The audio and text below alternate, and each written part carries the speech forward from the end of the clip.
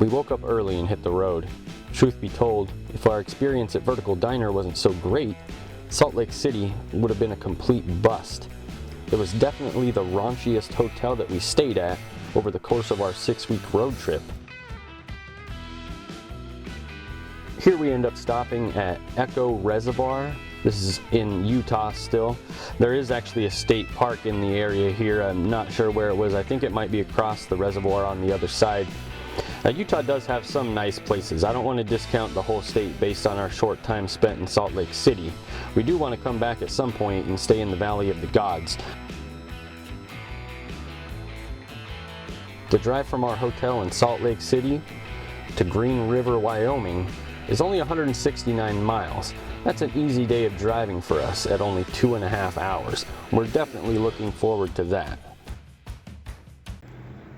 All right, everybody, it's morning of day 4. We already left Salt Lake City. We're in Evanston, Wyoming.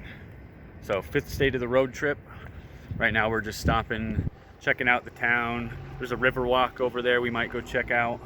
But yeah, we're in Wyoming. We're still about 90 miles from the spot we're gonna pull off to camp, or the road that we're gonna find a camp spot on.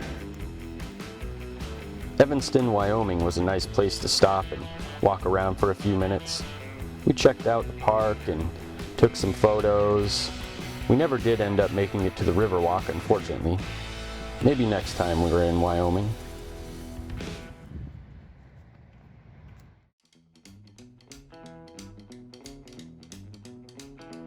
For the next several days we'll be traveling on I-80 or Interstate 80 exclusively. After driving on several interstates throughout the country, I fully recommend I-80. It has nice roads, has nice views, traffic isn't too bad either.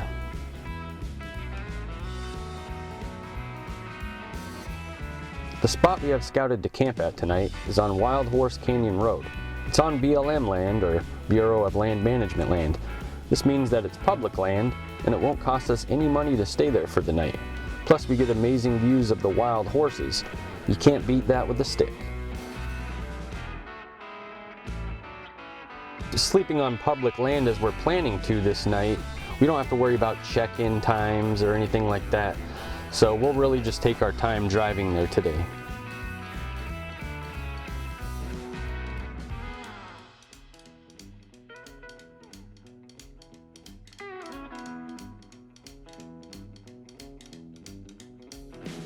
Getting to see the wild horses was more of a bucket list thing for Inga. I really wasn't all that excited for it, but after seeing them, you begin to realize just how rare and special these animals are. Not many people actually get to see a wild horse.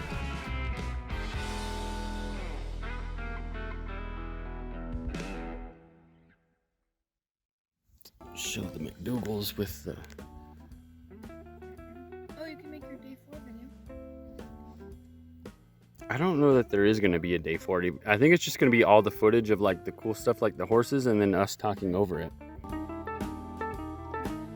Ah yes, there's always plenty of voiceover work to do when making travel vlogs in Wyoming and Nebraska, as I'll soon find out over the next 4 days.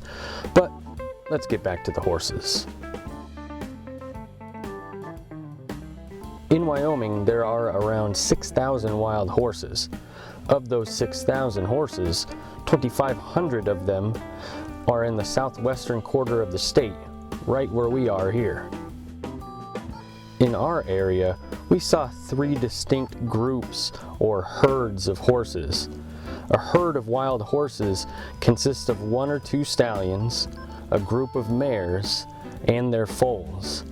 And yes, I did have to Google that.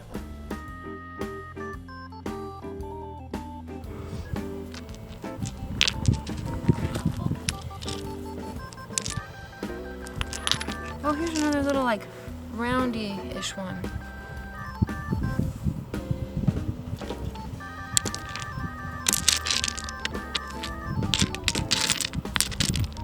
Someone had dumped what looked to be a decent-sized rock collection just on the side of the gravel road. I did grab one as a memento to remember Green River, Wyoming by, but some of them actually look like they might be worth some money. It ended up being a cool and windy night. the nearest group of fellow campers was pretty far away from us. Aside from the wild horses and a few bugs, we didn't have much for company that night. It was the first night on the trip that we actually didn't have a campfire, but it still worked out great. Overall, we loved it. It was a great place to camp, great place to watch the sunset, great place to watch the wild horses. We would definitely come back again, and we would definitely recommend anybody who's driving through there on I-80 stop there. Maybe if not for the night, just go check out the horses. It's a really cool experience.